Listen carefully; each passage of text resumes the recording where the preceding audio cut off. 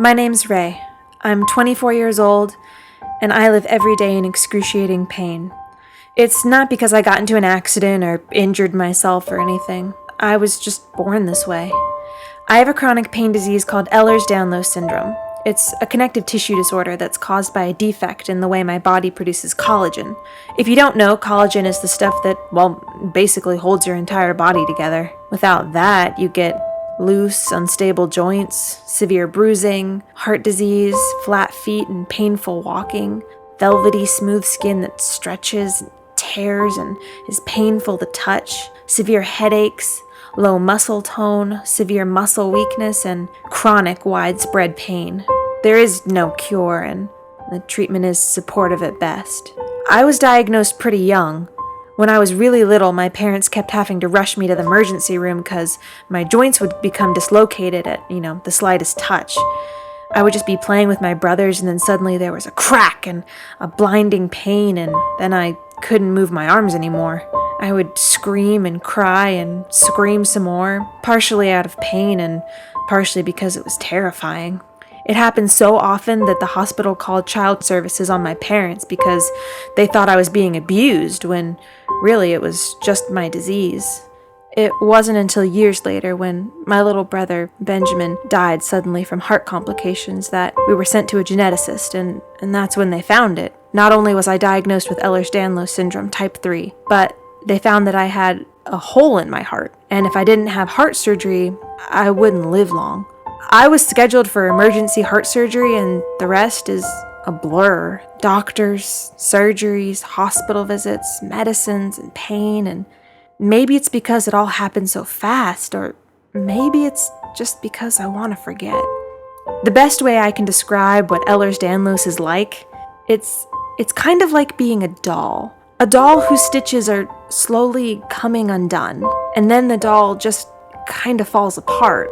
The collagen in a healthy person's body acts as stitches to keep everything in place, but I don't have that. My stitches are flimsy and worn and are slowly being stretched beyond what they can handle, and it won't really be long before they come completely undone and I can't move at all. Do you realize how terrifying that is? I don't know how much time I have left, how much longer I can walk or stand, or use my hands to draw, to paint, to play the piano. Making art and music is my whole life. How can I live in a world where I can't create? People chastise me all the time for being an overachiever, or for trying too hard, wrecking the curve and all that. But they don't realize that I do all of those things because I don't know how much longer I'll have that luxury. I want to create as much as I can while I still can. You may call it overachieving, but I call it making the most of the time I have left. That's why having an invisible disease is so hard. It's because no one really understands, and some people don't even believe you. People tell me the pain is all in my head, or that I'm just looking for attention, and there's nothing I can say to convince them that it's real.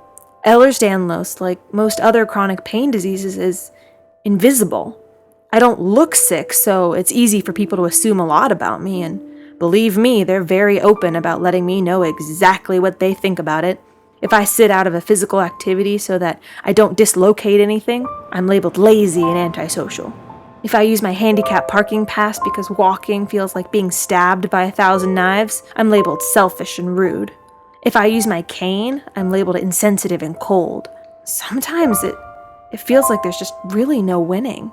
If I can do one thing, just one thing, I want to show people what it's really like to live with a chronic pain disease.